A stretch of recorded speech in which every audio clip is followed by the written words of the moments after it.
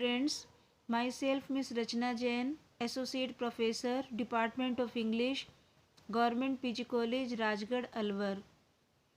Today in this video lecture, I am going to define you a descriptive question which is very important for the coming examination. This question is based on the essay Why I Am Not a Hindu, written by Kancha Ilaiah, a famous writer. This is my third video lecture on this topic. This chapter, Why I Am Not a Hindu, is in the syllabus of BA Part 3rd, English Literature, Paper 2nd. Today's topic is Contrast Hindu way of life with that of the Dalit Bahujans. Students, the question comes, how does Kancha Ilaiah contrast Hindu way of life with that of the Dalit Bahujans? And the answer is, the Hindu way of life is in contrast with the Dalit Bahujans' way of life in many respects. The male children of the upper caste were initiated into the Hindu religion through the Upnayana Sanskar, means sacred thread ceremony. They had a white thread around their bodies and they were known as twice born, the more pure and superior, whereas the Dalit children always remain once born. For the children of upper caste, initiation into writing takes place at the age of 4, and that is also a festive occasion. It was resented by the Dalit children. In the olden days, the sons of the upper castes were sent to Gurukuls, Brahminical schools. Now they are sent to English medium convent schools, the very schools that were hated by the same Hindus during the freedom struggle. Thus the Hindus have double standards, one to be preached and another to be practiced.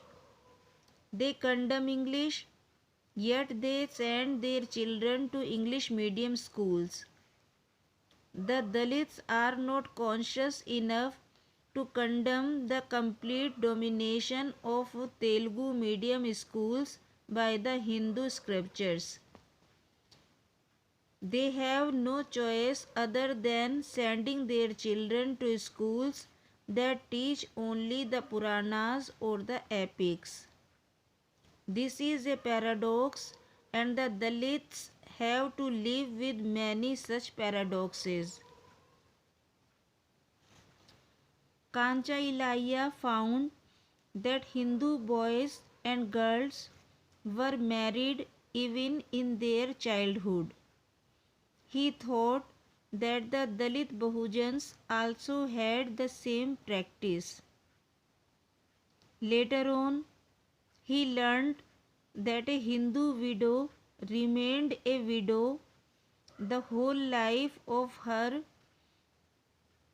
Some of them were forced to die with their dead husbands. He was glad that such things did not happen in the caste of Dalits.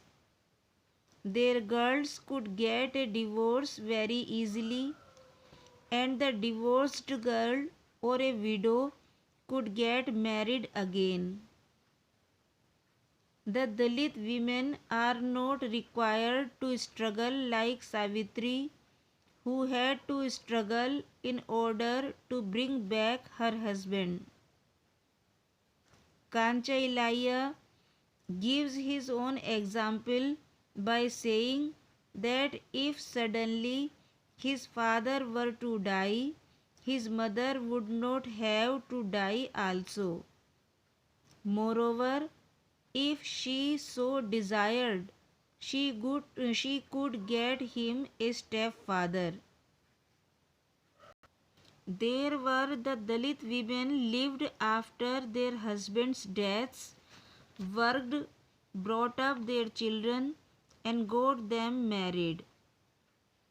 If the husband of a woman turned out to be worthless, she could marry even 3 or 4 times. The textbook morality was different from their living morality. Kancha Ilaiah finds that the ideal men and women and cultures of Hindus were different from those of Dalit Bahujans. In Hindu texts, a knowledgeable man was one who knows the Vedas, and a courageous person was one who kills enemies, even if the enemies are friends or relatives. In the epics Ramayana and Mahabharata, knowledge and courage were defined in these terms. But among the Dalit Bahujans, a knowledgeable person is one who has knowledge of social functions, one who knows about sheep breeding, agriculture, rope making, one who can diagnose the nature of the disease of animals and human beings. A courageous person is one who can fight tigers, lions, snakes, wild bulls, who can travel deep into forests, swim the rivers, and find the missing goats and sheep.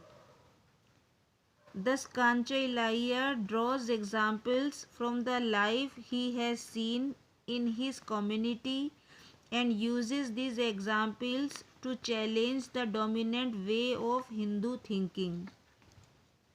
So, in this way, Kancha Ilaiah contrasts Hindu way of life with that of the Dalit Bahujan's life.